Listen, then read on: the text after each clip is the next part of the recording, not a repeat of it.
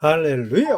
살 수 있는 길 주님의 교회 김학준 목사입니다. 오늘 함께 은혜 받으실 하나님 말씀 제목은 축복받은 자의 첫 번째 이야기입니다. 본 말씀은 마태복음 5장 1절에서 12절까지의 말씀입니다. 예수께서 무리를 보시고 산에 올라가 앉으시니 제자들이 나온지라 입을 열어 가르쳐 이르시되 심령이 가난한 자는 복이 있나니 천국이 그들의 것임이요 애통하는 자는 복이 있나니 그들이 위로를 받을 것임이요 온유한 자는 복이 있나니 그들이 땅을 기업으로 받을 것임이요 의에 줄이고 목마른 자는 복이 있나니 그들이 배부를 것임이요 긍휼히 여기는 자는 복이 있나니 그들이 긍휼히 여김을 받을 것임이요 마음이 청결한 자는 복이 있나니 그들이 하나님을 볼 것임이요 화평하게 하는 자는 복이 있나니 그들이 하나님의 아들이라 일컬음을 받을 것임이요 의를 위하여 박해를 받는 자는 복이 있나니 천국이 그들의 것임이라. 나로 말미암아 너희를 욕하고 박해하고 거짓으로 너희를 거슬러 모든 악한 말을 할 때에는 너희에게 복이 있나니 기뻐하고 즐거워하라. 하늘에서 너희의 상이 큼이라. 너희 전에 있던 선지자들도 이같이 박해하였느니라. 복은 사람의 마음가짐에 따라 사람에게 다가옵니다. 마음의 복을 담을 수 있는 그릇이 준비되지 않은 개인이나 민족에게는 오던 복도 달아나고 맙니다. 예수님께서 산에 오르사 찾아온 사람들과 제자들에게 복 있는 사람이 마땅히 가져야 할 마음의 자세에 대해서 명쾌하게 말씀해 주셨습니다. 저는 이 말씀을 읽을 때마다 마음에 감동이 옵니다. 오늘 저는 여러분과 함께 예수님께서 주신 산성분을 깊이 음미해 봄으로써 우리의 마음의 자세가 진정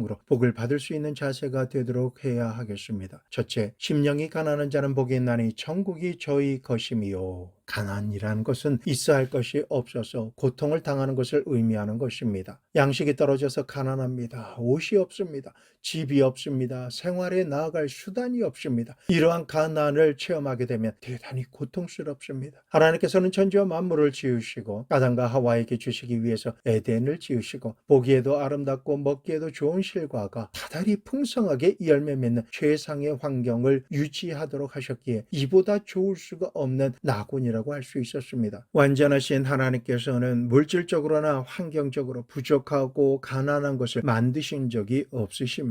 사람의 환경과 물질의 가난이 오게 된 것은 사탄의 말에 동의해서 하나님의 말씀을 불신하고 불순종함으로 거역하고 반역하는 죄를 지음으로 하나님께 저주를 받아 가난을 자초하게 된 것입니다. 그러나 오늘 말씀에서 역설적이지만은 하나님께서는 우리의 심령이 가난하게 되기를 원하십니다. 여러분 심령이 가난하다라고 하는 것은 마음에 있어야 할 것이 없을 때 마음이 가난해지는 것입니다. 우리가 하나님을 배반하고 타락한 이후에 마음에 있는 귀중한 보화를 다 잃어버렸습니다. 오늘날 사람들은 그 보화를 잃고 난 이후에도 그 보화를 잃어버린 것조차도 모르고 살아가는 사람들이 많이 있습니다. 심령이 가난한 사람은 자기 마음속에 있어야 할 보화가 없다라는 것을 뼈저리게 느끼고 있는 사람인 것입니다. 여러분, 심령에 있어야 할 것은 삶의 의미와 가치입니다. 이 세상에 내가 살면서 왜 사는지 그 의미를 알고 가치를 알아야 삶의 의미가 있고 뜻이 있지, 바람 부는 대로 물결치는 대로 사는 것은 동물과 같은 삶을 사는 것입니다. 사람의 마음속에 평안과 기쁨이 있어야 하고 믿음, 소망이 있어야 하며 사랑이 있어야 합니다. 그리고 이 세상을 살다가 죽고 난 이후에 사후의 세계에 어떠한 일이 일어날 것인지에 대해서도 우리는 알고 있어야 됩니다. 이처럼 마음에 있어야 할 근원적인 것에 대한 것이 없으면 마음의 병적인 현상이 일어납니다. 영양실조와 같은 현상이 일어나서 아무리 세상 부귀, 영화, 공명을 다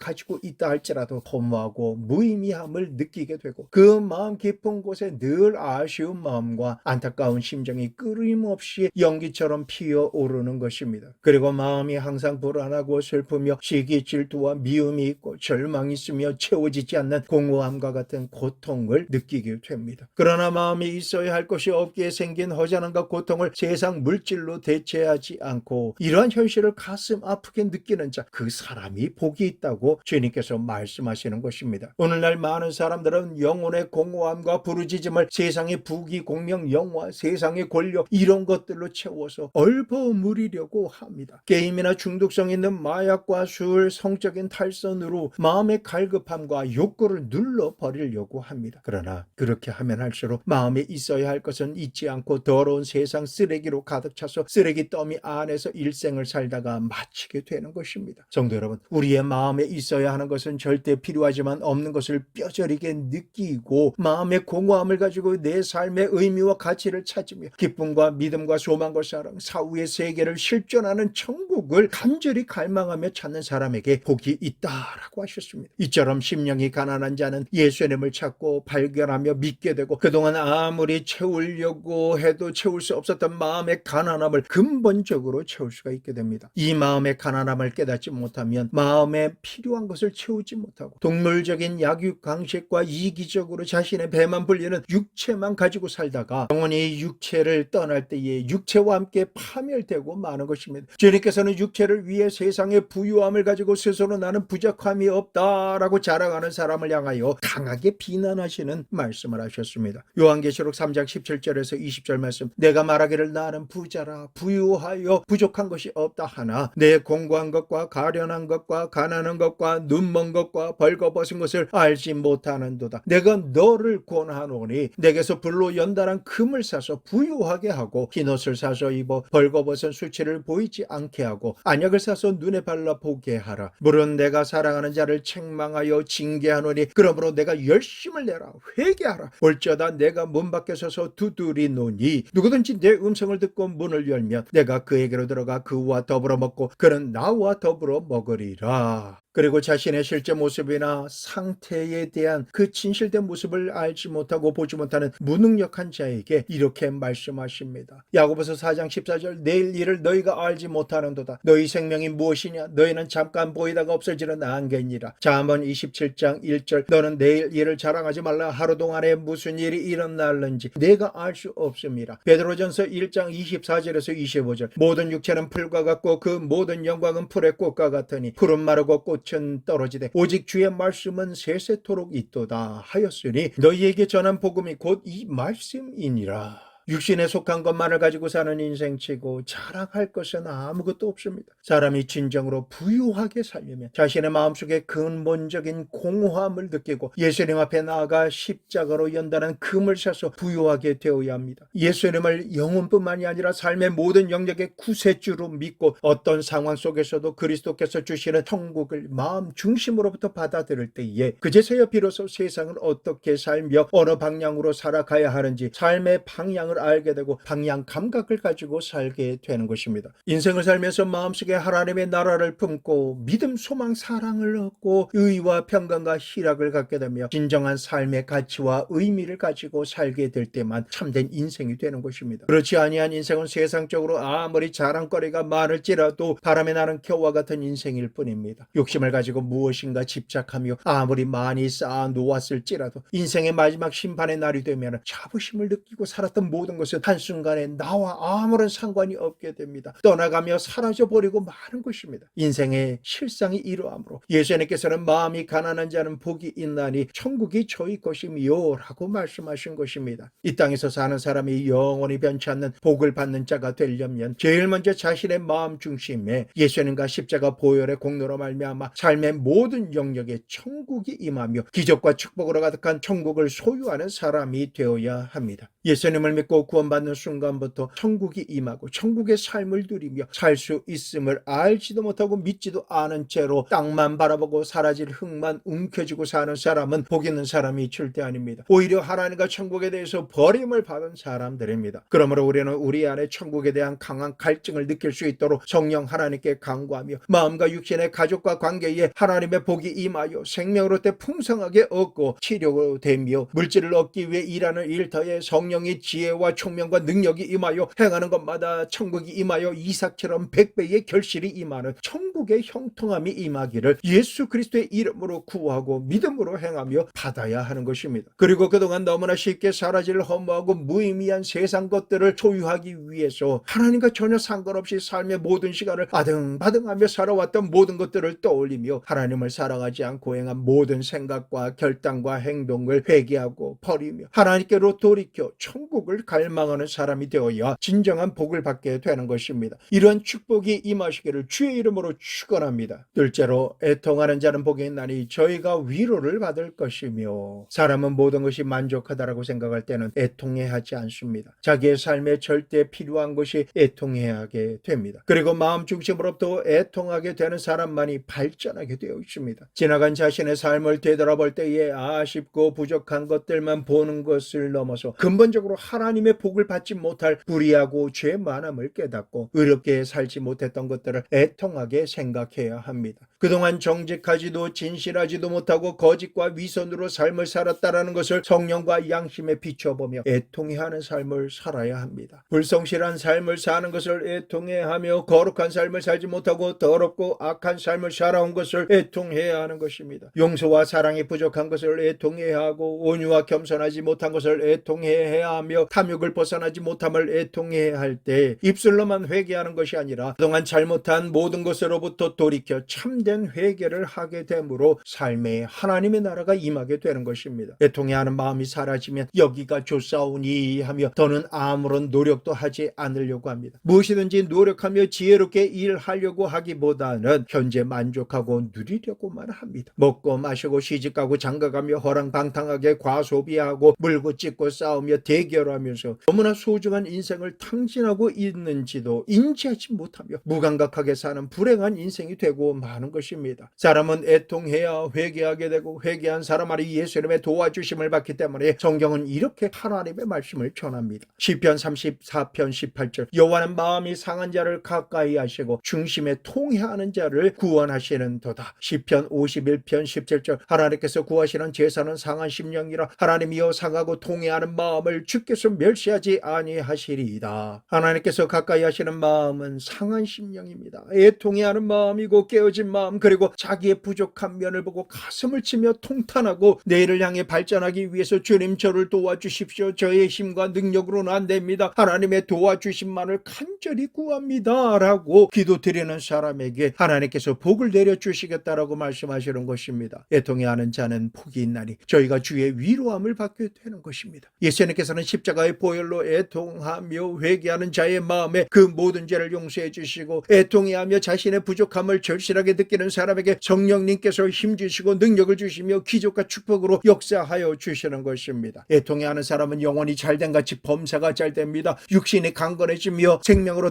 넘치게 풍성하게 얻고 모든 삶의 영역에서 전진하며 발전할 수가 있게 되는 것입니다. 그러나 애통해하지 않는 사람은 그로써 이미 끝이 난 사람입니다. 셋째, 온유한 자는 복이 있나니 저희가 땅을 기업으로 받을 것임이라. 온유의 뜻과 의미는 성격이나 태도가 온화하고 부드러우며 따뜻하고 유순하다라는 뜻입니다. 온유함은 성령의 열매 중에 하나로 자기를 낮추고 힘을 절제하며 부드럽게 인내하는 성품을 말합니다. 요즘 사람들을 보면 부드럽지 않습니다. 강팍합니다. 따뜻하지 않고 몰인정합니다. 유순하지 않고 사납습니다. 무섭습니다. 각종 범죄로 인해 가까운 친구나 정치인, 부러움의 대상인 연예인조차도 이제는 믿을 수 없습니다. 실제로 이 땅에서 가장 겁나는 존재가 사람인 것입니다. 주님께서는 이처럼 강하고 냉정하며 사나운 성품을 가진 사람이 복이 있다라고 말씀하지 않으셨습니다. 부드럽고 따뜻하며 온유하고 유순한 성품을 가진 사람, 마음이 잘 길들여져서 하나님께 조금도 반항하지 않고 순종하며 믿고 주님의 인도하심을 따라가는 사람, 그러한 사람이 복 있는 온유한 사람인 것입니다. 자연을 살펴보면 사나운 짐승은 사람의 도움을 받지 못하고 오히려 사람에게 사냥을 당하며 홀로 혹은 무리를 지어서 깊은 산속 벼랑 끝 외진 곳에서만 숨어 삽니다. 겉으로는 모든 것을 잘하고 강한 척하지만은 살아온 사람일수록 운명이 사나운 것입니다. 자기가 강성이고 냉담하며 사나운 사람이라고 생각되면 그 사람의 인생도 그 성품 따라 거친 인생을 살게 됩니다. 반면 소나 말, 개와 고양이 같은 온순한 짐승은 주인이 있어서 사람에게 도움을 받습니다. 먹을 것과 안전하게 지낼 곳을 공급받으며 주인이 지켜줍니다. 사람도 이처럼 온유한 성품을 가진 사람은 마음이 길들여져서 부드럽고 따뜻하며 유순하고 주님의 말씀에 순종 복종하며 삽니다. 그리고 하늘과 땅을 지으신 창조주 하나님, 전능하신 하나님께서 주님으로 함께 계시고 돌보아 주시는 것입니다. 사나운 짐승은 사람의 공격을 받기 위해 넓은 곳에서 안전하게 살지 못하지만 온유한 짐승은 주인이 지켜주기 때문에 넓고 푸른 초장과 쉴만한 물가에서 두려움 없이 평안한 가운데 살며 필요한 모든 것을 공급받으며 살게 됩니다. 이처럼 온유한 사람은 땅을 차지하게 되는 것입니다. 인간적인 생각으로는 온유한 사람이 땅에서 쫓겨날 것 같고 사나운 사람이 주먹을 휘두르며 땅을 차지할 것 같지만은 역사는 반대로 증언하고 있습니다. 그러므로 주님을 믿고 순종하는 온유한 사람이 천국을 소유하게 되는 것은 말로 언급할 필요가 없는 것입니다. 시편 37편 11절 그러나 온유한 자들은 땅을 차지하며 풍성한 화평으로 즐거워하리라. 시편 37편 22절 주의 복을 받은 자들은 땅을 차지하고 주의 저주를 받은 자들은 끊어지리로다. 성경은 주의 복을 받는 자는 바로 온유한 자라고 말씀하고 있습니다. 지나간 세대뿐만 아니라 오늘날도 독재자로 살며 세계를 대상으로 위협하고 전쟁을 유발하며 세계 평화를 깨뜨린 사람을 보면 하나같이 강성에 몰인정하고 사납고 무자비합니다. 무장하지 않은 노인이나 어린아이 그리고 연약한 일반인을 대상으로 눈 하나 깜빡이지 않고 세균이나 강력한 무기로 잔인하게 죽입니다. 역사는 말합니다. 그처럼 무시무시한 힘으로 사납게 전 세계를 뒤흔들던 자들과 나라가 지금은 찾아보기 힘들 정도로 흔적도 없이 사라지고 없다라는 것입니다. 하지만 늘 지는 것 같고 어리석어 보이며 연약해 보이고 정이 많아 보이는 사람과 나라들을 보면 공격을 받고 핍박을 받지만 여지없이 넓은 땅에서 수없이 많은 사람들이 세대를 이어가며 살고 있습니다. 공산주의는 항상 거짓으로 왜곡하고 선동하며 혼란을 조장하고 빼앗으며 전쟁을 일으키고 항상 수많은 사람을 강압적으로 공격하고 죽이고 멸망시키려고 불법적인 수단과 방법을 사용합니다. 그러나 하나님 앞에서는 어림도 없습니다. 늘 참고 당하기만 하고 맞으며 빼앗기고 있는 온유한 자들이 약자인 것 같지만은 인간의 운명과 역사를 주장하시는 선한 목자이신 하나님께서 온유한 자를 지키시고 돌보시며 공급하시기 때문에 하나님만을 의지하는 온유한 자들이 땅을 차지하게 되는 것입니다. 그 누구도 만왕의 왕이시오 주의 주가 되시는 하나님을 거역할 수 없습니다. 그러므로 우리는 살아가는 모든 날 모든 시간 모든 순간마다 하나님 안에서 온유하게 삶을 살아감으로 말미암아 땅을 유업으로 받아 살아가는 복을 누리게 되시기를 예수님의 이름으로 축원합니다. 넷째로 의에 줄이고 목마른 자는 복이 있나니 저희가 배부를 것이미요. 사람들은 의의 뜻을 정확하게는 잘 모릅니다. 진정한 의미에서의 의라는 것은 일평생 한 번도 죄를 짓지 않는 상태이며 하나님 앞에서도 조금도 부끄럽지 않고 사탄이 추워도 참수할 수 없는 사람과 그 인품을 의라고 합니다. 사람들은 이 의의 기준을 충족하기 위해서 두 가지 방법을 사용합니다. 그 중에 하나는 모든 종교에서 볼 수 있듯이 자기의 행위로 의에 도달하려고 합니다. 하지만 죄를 범하며 사는 사람의 행위로서는 의롭게 될 수 있는 사람은 이 지구상에 아무도 없기 때문에 불가능합니다. 로마서 3장 10절 기록된 바 의인은 없나니 하나도 없으며 로마서 3장 23절 모든 사람이 죄를 범하였으며 하나님의 영광에 이르지 못하더니 그렇다면 우리는 버림받을 수밖에 없게 되는 걸까요? 아닙니다. 인간의 행위가 아닌 다른 방법으로 의롭게 되고 의인이라 칭함을 받을 방법이 하나 있습니다. 그것이 바로 예수님을 믿음으로 말미암아 얻게 되는 의입니다. 예수님께서 우리의 모든 죄를 다 짊어지시고 십자가에 못 박혀 몸을 찢기시고 피를 흘리심으로 사람의 힘으로는 용서받을 수 없는 죄를 모두 다 영원히 청산해 버리시고 죄를 용서해 주심으로 얻게 되는 의입니다. 고린도후서 5장 21절 하나님이 죄를 알지도 못하신 이를 우리를 대신하여 죄로 삼으신 것은 우리로 하여금 그 안에서 하나님의 의가 되게 하려 하심이라. 우리가 예수님을 믿어서 의롭게 되는 것이 어느 정도 의롭게 되는 것이냐 하면 정작 예수님께서 죄가 없으시고 의로우신 것처럼 우리가 예수님을 믿으면 죄를 알지도 못하신 분을 우리를 대신하여 우리의 죄로 삼으시고 우리 대신 죄와 벌을 청산해 주시기 위해서 대신 죽으시고 부활하셨기 때문에 예수님을 믿고 예수님의 십자가 보혈의 공로로 나의 죄가 씻겨지고 청산되었으며 깨끗하게 용서함을 받고 의롭게 된 것을 믿는 순간 하나님께서는 우리를 보실 때 예수님처럼 죄가 없고 의로운 자로 보신다라는 것입니다. 이것은 보통 의로운 것이 아닙니다. 내가 성자 예수님처럼 의로워져서 하나님께서 내 안에 내가 하나님 안에 있게 되고 하나님 앞에서 조금도 죄책감을 느끼지 않고 자유롭게 교제하며 살아갈 수가 있게 되는 의인 것입니다. 이것은 예수님을 믿음으로 말미암아 하나님께서 주시는 선물입니다. 이는 행위로 말미암지 않습니다. 오직 믿음으로만 얻는 것입니다. 그러므로 오늘날 예수님을 믿음으로 말미암지 않고 의를 얻을 사람은 천하에 아무도 없는 것입니다. 본문 말씀에 의에 줄이고 목마른 자는 복이 있나니 그들이 배부를 것이미요 라고 하신 말씀은 사람마다 나름대로 의롭게 살아보려고 애쓰고 몸부림을 칩니다만 지나고 보면 죄밖에 남는 것이 없습니다. 내 평생 살아온 길